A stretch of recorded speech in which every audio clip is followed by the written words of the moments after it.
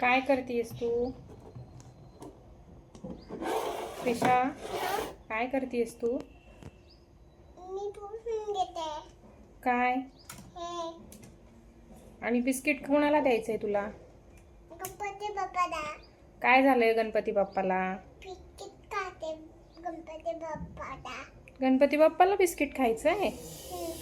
Okay. Ganpati बाप्पाला भूक लागलीये का? विचार बरं. काय खाते?